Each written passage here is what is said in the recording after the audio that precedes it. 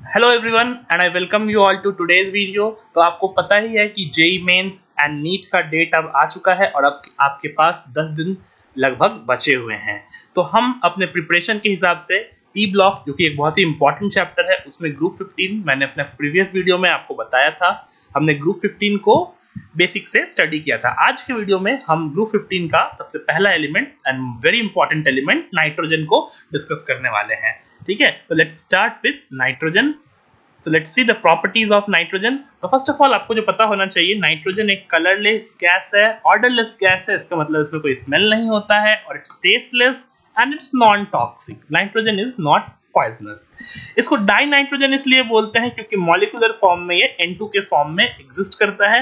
And सबसे important बात जो आपको पता होनी चाहिए कि it is diamagnetic in nature.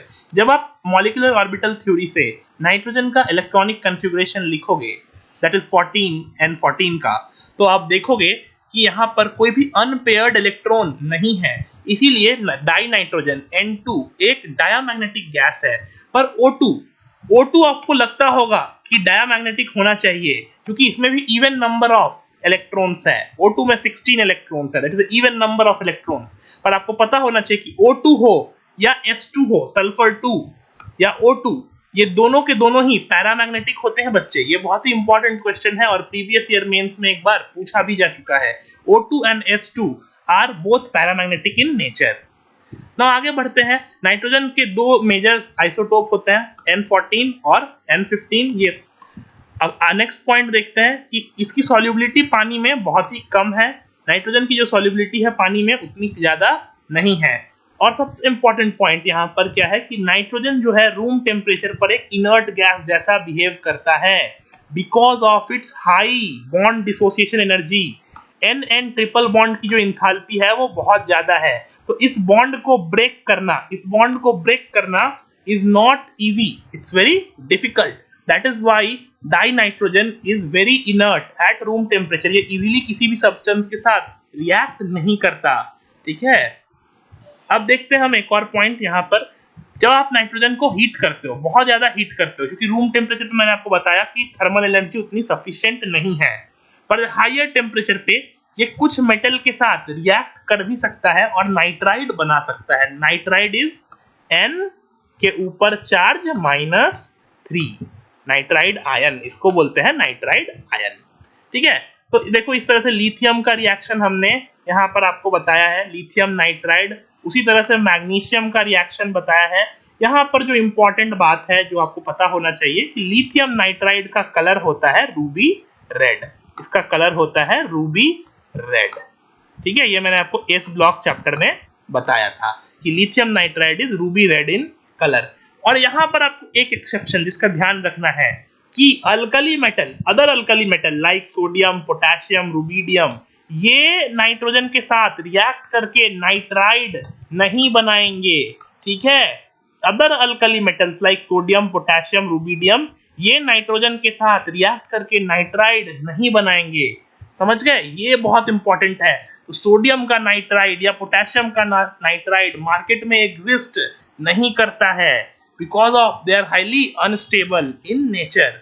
ठीक है, अब देखते हैं हम नेक्स्ट पॉइंट क्या है, प्रिपरेशन ऑफ नाइट्रोजन। नाइट्रोजन को हम प्रिपेयर कैसे कर सकते हैं। तो देखो कमर्शियली तो आप नाइट्रोजन को एयर से एक्सट्रैक्ट कर सकते हो। हमारे एयर में 75% नाइट्रोजन है। तो आपने अगर एयर को बहुत ज्यादा ठंडा कर दिया तो आपको पता होनी चाहिए कि नाइट्रोजन की जो बॉइलिंग पॉइंट है वो ऑक्सीजन के बॉइलिंग पॉइंट से कम है। तो आप फ्रैक्शनल डिस्टिलेशन से इसको एक्सट्रैक्ट कर सकते हो नाइट्रोजन को। पर लैब में हम नाइट्रोजन कैसे ऑब्टेन कर सकते हैं। तो very pure nitrogen gas in laboratory can be obtained by thermal decomposition of sodium या बैरियम एजाइड। ये एनसीईआरटी का पॉइंट है बच्चे, ये हमें ध्यान रखना है कि सोडियम एजाइड या बैरियम एजाइड, ठीक है, सोडियम एजाइड या बैरियम एजाइड के थर्मल डिकम्पोजिशन से जो नाइट्रोजन मिलेगा ये वेरी प्योर होगा, वेरी प्योर, 99.9% प्योर। और एजाइड क्या होता है, azide is N3 minus. Azide और नाइट्राइड में डिफरेंस समझना, नाइट्राइड में सिर्फ एक नाइट्रोजन था, एजाइड में 3 नाइट्रोजन है। और इसका स्ट्रक्चर कैसा होता है, तो it has a linear structure. ठीक है, N double bond N double bond N, इस तरह का इसका एक लीनियर स्ट्रक्चर होता है एजाइड आयन का। ठीक है, अब देखो और एक तरीका है नाइट्रोजन बनाने का कि जब आप नाइट्रिक ऑक्साइड किसको बोलता है बेटा, NO को बोलते हैं nitric oxide. NO is nitric oxide. और N2O यहाँ पे ये भी जान लो, N2O को बोलते हैं नाइट्रस ऑक्साइड। और इसका एक और नाम है बच्चे, N2O को अपन लाफिंग गैस भी बोलते हैं। N2O को अपन लाफिंग गैस भी बोलते हैं। ठीक है, ये लाफिंग गैस है, इसको नाइट्रस ऑक्साइड बोलते हैं, और ये नाइट्रिक ऑक्साइड है NO। ठीक है, जब आप NO को यानी कि नाइट्रिक ऑक्साइड को कॉपर, जिसको कि आपने रेड हॉट कर लिया है, इतना गर्म करो कि वो लाल रंग का हो जाए, उसके ऊपर से पास कराओगे तो आपको नाइट्रोजन गैस मिलेगा, जो कि रिएक्शन मैंने यहाँ पे लिख रखा है। ठीक है, अब देखो how we can obtain nitrogen from ammonium salt. ठीक है, तो अमोनियम सॉल्ट जो होते हैं यानी कि NH4 प्लस के salt, ammonium chloride, ammonium sulphate, इस तरह के सॉल्ट से आप नाइट्रोजन गैस ऑब्टेन कर सकते हैं। तो यहाँ पर आपको पता होना चाहिए दो important class of ammonium salt है।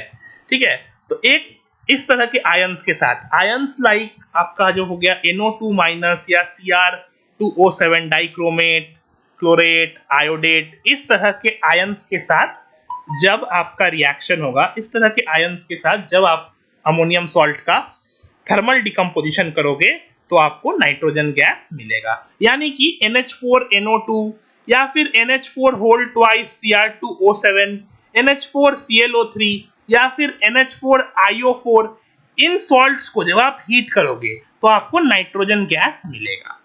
यहां पर एक छोटा सा रिएक्शन और आपको ध्यान रखना है, और अगर आपने मान लो NH4NO3 लिया, अमोनियम नाइट्रेट, और इसको हीट किया, अमोनियम नाइट्रेट को हीट किया, तो क्या मिलेगा? तो यहां पर नाइट्रोजन गैस नहीं मिलेगा और ना ही अमोनिया गैस मिलेगा। यहां पर जो प्रोडक्ट मिलेगा वो होगा लाफिंग गैस N2O। तो लाफिंग गैस को कमर्शियली प्रिपेयर करने का तरीका ये होता है, और ये रिएक्शन आपके NCERT के बुक में भी दिया हुआ है और बहुत इंपॉर्टेंट है कि when we heat ammonium nitrate the product is neither N2 gas nor ammonia gas. ठीक है, अमोनियम सॉल्ट्स जनरली या तो अमोनिया देते हैं हीट करने पर, या कुछ आयंस के केस में यानी कि इन 4 आयंस के केस में नाइट्रोजन देते हैं। बाकी दुनिया का कोई भी आयन लो, बाकी दुनिया का कोई भी आयन लोगे तो आपको जो प्रोडक्ट होगा वो अमोनिया गैस ही होगा। यानी कि अगर आपने NH4 सपोज करो अमोनियम क्लोराइड लिया, ठीक है, अमोनियम क्लोराइड, और इसको हीट किया, तो आपको प्रोडक्ट क्या मिलेगा? प्रोडक्ट मिलेगा अमोनिया। अमोनियम आयोडाइड लिया, अमोनियम ब्रोमाइड लिया, अमोनियम क्लोराइड लिया, अमोनियम कार्बोनेट लिया, अमोनियम सल्फेट लिया, कुछ भी आयन, इन 4 आयन्स को छोड़कर, तो आपको अमोनिया मिलेगा। और अगर आपका आयन हुआ यहाँ पे नाइट्रेट, तो आपको प्रोडक्ट लाफिंग गैस मिलेगा। इस चीज का हमें ध्यान रखना है। अब देखते हैं नाइट्रोजन के ऑक्साइड्स क्या क्या होते हैं। तो नाइट्रोजन की जो कुछ कॉमन ऑक्साइड्स हैं वो मैंने आपको बता रखा है, और यहाँ पर सबसे इंपॉर्टेंट बात यह है कि N2O और NO ये दोनों न्यूट्रल हैं। नॉन मेटल के ऑक्साइड होने के बावजूद भी ये दोनों न्यूट्रल है, और ये बाकी सारे के सारे एसिडिक नेचर के हैं। ठीक है, अब यहाँ पर देखो NO2 जो है ये हायर टेम्परेचर पर, मतलब लोअर टेम्परेचर पर N2O4 के फॉर्म में एग्जिस्ट करता है, और इसी N2O4 को जब आप हीट करते हो हायर टेम्परेचर पे तो ये ब्रेक डाउन कर जाता है। तो basically N2O4 is dimer of NO2। ठीक है, यहाँ पर आपको सोचने की बात यह है कि NO2 is paramagnetic in nature, और इसका कलर कैसा होता है? ब्राउन। पर जब आप इसको कूल करते हो तो इसका नेचर चेंज हो जाता है डायामैग्नेटिक। इसका नेचर है diamagnetic, it is diamagnetic in nature and colourless, और ये पैरामैग्नेटिक है और ब्राउन कलर का होता है। ठीक है, अब देखो नाइट्रोजन के ऑक्साइड्स में से सिर्फ और सिर्फ 2 ऑक्साइड ही कलर्ड होते हैं, N2O3 और NO2। इसका कलर होता है ब्लू, और इसका कलर होता है brown. It is brown in colour and it is blue in colour. तो NO के बारे में मैंने आपको ऑलरेडी बता दिया कि ये ब्राउन गैस है और ये पैरामैग्नेटिक होता है। N2O3 जो है ब्लू कलर का सॉलिड होता है, ये भी इंपॉर्टेंट है कि it is solid in nature. ठीक है। और N2O5 के बारे में जान लो कि it is also known as anhydride of nitric acid. HNO3 जिसको हम नाइट्रिक एसिड बोलते हैं ना, HNO3, इससे अगर आपने वाटर निकाल लिया, ठीक है, इसको जब आप ट्रीट कर दो किससे, एक डिहाइड्रेटिंग एजेंट लाइक P2O5, तो आपको मिलेगा N2O5, ठीक है।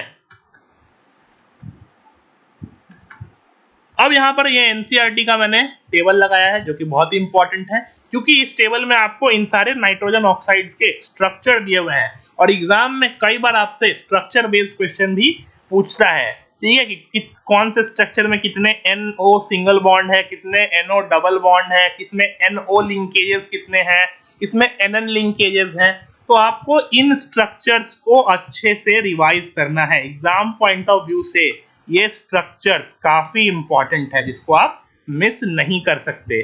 तो आई होप कि आप सभी लोग इन स्ट्रक्चर्स को जाकर एक बार खुद से ड्रॉ करने की प्रैक्टिस करोगे, तभी आपको ये स्ट्रक्चर्स याद होंगे, ठीक है। तो ये आपका होमवर्क होगा कि रिवाइज दीज स्ट्रक्चर्स। अब मैं बात करता हूं एक इंपॉर्टेंट कंपाउंड की जो नाइट्रोजन से ही बना हुआ, that is nitric acid HNO3, ठीक है। इसको हम कैसे बनाते हैं लैब में, तो आप सोडियम नाइट्रेट या पोटेशियम नाइट्रेट को जब कॉन्सेंट्रेटेड H2SO4 से ट्रीट करते हो तो HNO3 बन जाता है। It's very simple reaction. अब लार्ज स्केल में इसका जो प्रोडक्शन होता है that is done by Ostwald process.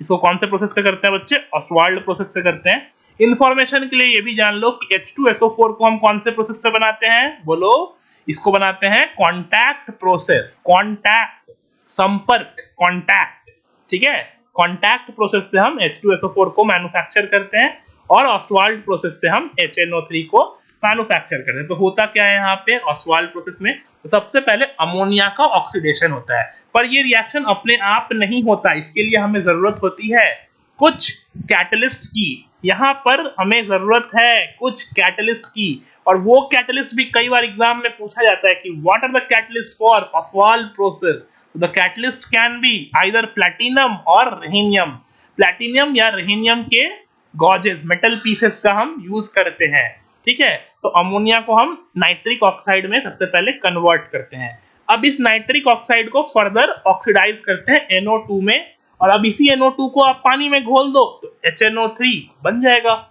NO2 जो बना उसको पानी में डिसॉल्व करा दीजिए, बन गया आपका HNO3।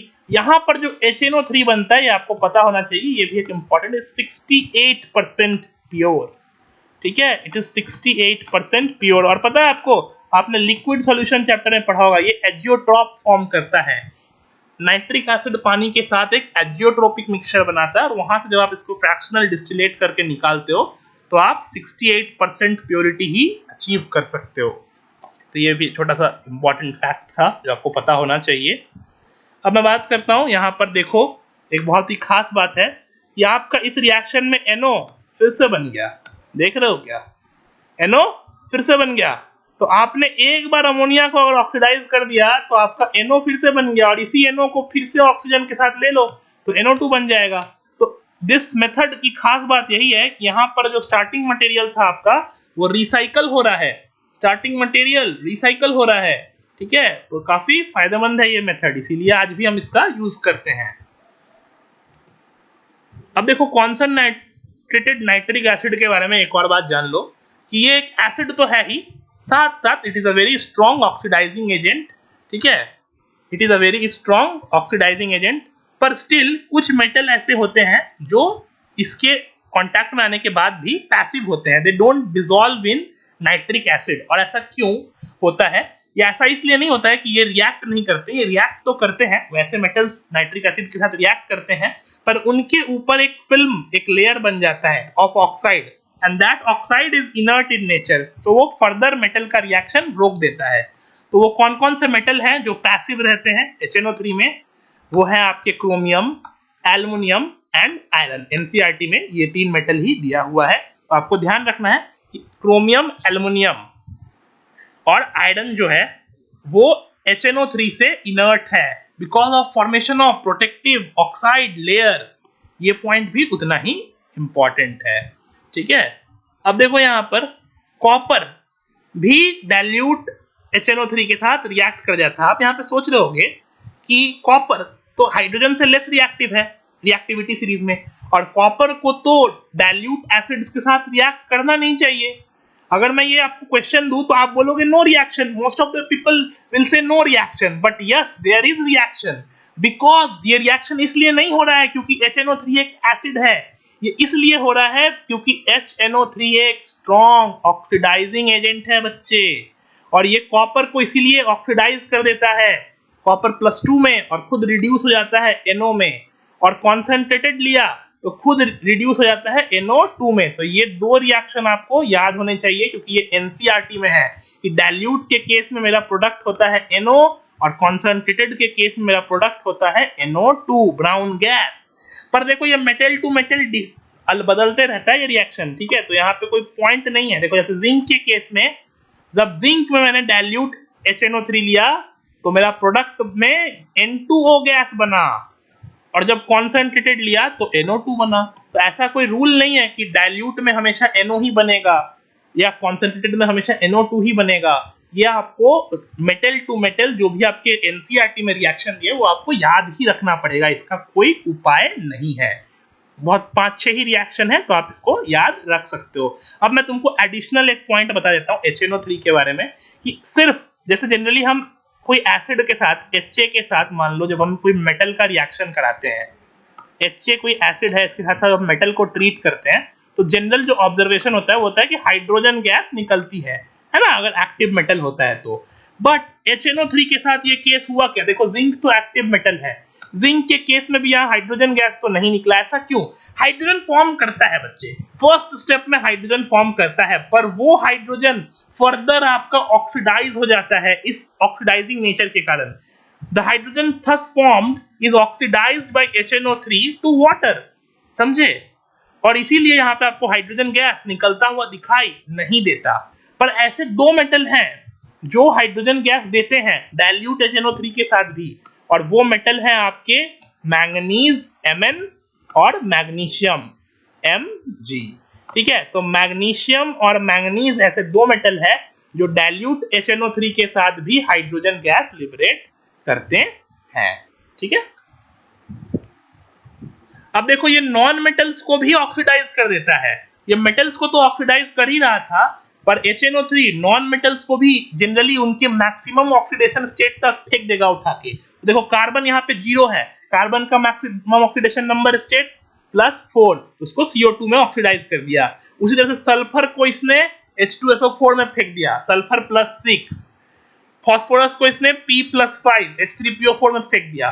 तो सिंपल इसमें यहाँ पे याद रखना है कि नॉन मेटल को ये जनरली उनके मैक्सिमम ऑक्सीडेशन स्टेट में फेंकता है उठा के। पर यहाँ पर इस रिएक्शन में आपको ध्यान देना है, आयोडीन के साथ ऐसा नहीं हुआ, that is why it is start, exception है ये। आयोडीन का मैक्सिमम ऑक्सीडेशन स्टेट होता है +7, पर यहाँ पर इसका ऑक्सीडेशन स्टेट है +6 ही। तो आयोडीन के साथ HNO3 उसको आयोडीन +7 में नहीं ले जा पाए, ठीक है, यहाँ पर HiO3 ही बना, ठीक है, पर आयोडिक एसिड नहीं बना, समझे? तो ये चीज आपको ध्यान रखना है। जनरल रूल्स तो है ही, इनऑर्गेनिक में थोड़ा बहुत एक्सेप्शन रहता ही है साथ ही साथ। अब देखो, अब एक और इंपॉर्टेंट नाइट्रोजन कंपाउंड को हम डिस्कस करते हैं, दैट इज अमोनिया NH3। इसकी बेसिक प्रॉपर्टीज वगैरह तो मैंने आपको ऑलरेडी बता रखी है। अगर आपको अमोनिया की प्रॉपर्टीज से रिलेटेड वीडियो देखना है तो ऑलरेडी इस वीडियो में मैंने P ब्लॉक का इंट्रोडक्शन दिया था ग्रुप 15 का, वहां पर मैंने अमोनिया की फिजिकल प्रॉपर्टीज डिस्कस की है, तो आप वो वीडियो देख सकते हैं। यहाँ पर हम बेसिकली इसके केमिकल प्रॉपर्टीज को डिस्कस करेंगे। तो जब अमोनियम सॉल्ट्स को हम बेसिस के साथ हीट करते हैं, ठीक है, यानी कि अमोनियम क्लोराइड लो या अमोनियम ब्रोमाइड या कोई भी अमोनियम सॉल्ट को जब आप बेस के साथ हीट करोगे तो this reaction will give you ammonia gas as a product. तो ये एक छोटा प्रिपरेशन का मेथड हो सकता है, ठीक है। जैसे अमोनियम क्लोराइड को यहाँ पे कैल्शियम हाइड्रोक्साइड के साथ हीट किया गया तो अमोनिया गैस मुझे मिला। उसी तरह से अमोनियम सल्फेट को जब मैंने NaOH के साथ हीट किया तो मुझे अमोनिया गैस मिला। पर लार्ज स्केल में, जो कि सबसे इंपॉर्टेंट है एग्जाम पॉइंट ऑफ व्यू से भी, कॉमर्शियली अमोनिया को हम कैसे बनाते हैं? तो हम कॉमर्शियली अमोनिया को बनाते हैं via Haber's process, Haber's process. और हेबर्स प्रोसेस कैसे होता है? देखो हेबर्स प्रोसेस ये रिएक्शन है, इट्स अ रिवर्सिबल रिएक्शन कि nitrogen plus 3 moles of hydrogen combines to give me 2 moles of ammonia gas. पर ये रिएक्शन अपने आप होता है क्या? एक टंकी में नाइट्रोजन लो, दूसरे टंकी में हाइड्रोजन लो, दोनों को मिला दो, अमोनिया बन गया क्या? Life is never so easy. ये रिएक्शन अपने आप नहीं होता। इस रिएक्शन को होने के लिए चाहिए होता है कैटलिस्ट, और यहां पर जिस कैटलिस्ट का हम यूज करते हैं वो है आयरन। मेनली हम आयरन कैटलिस्ट का यूज करते हैं। अब देखो यहां पर इस जो रिएक्शन है उसकी जो इंथैल्पी है, heat of formation of ammonia, क्योंकि इन दोनों की स्टैंडर्ड इंथैल्पी 0 होगी। थोड़ा बहुत थर्मोकेमिस्ट्री मुझे भी आता है, क्योंकि ये प्योर एलिमेंटल स्टेट है तो इनकी हीट ऑफ फॉर्मेशन 0 होगी। तो जो भी ये heat of formation of the reaction है वो heat of formation of ammonia ही होगा।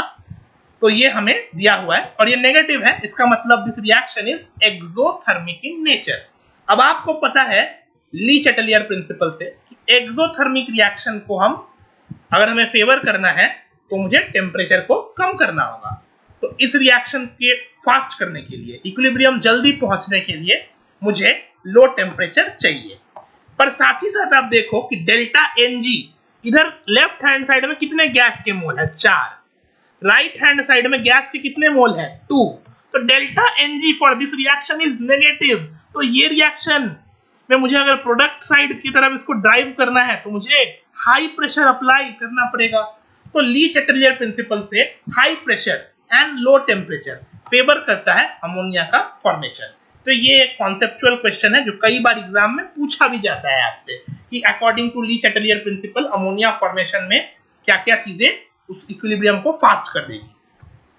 ठीक है, अब यहां पर मैंने आपको बताया आयरन कैटलिस्ट होता है या फिर आयरन ऑक्साइड भी कैटलिस्ट के फॉर्म में यूज कर सकते हो, दोनों ही इक्वली करेक्ट है, आयरन या फिर आयरन ऑक्साइड। पर इसके साथ स्मॉल अमाउंट में आपका K2O potassium oxide and aluminium oxide भी प्रेजेंट होता है, which is used as a moderator.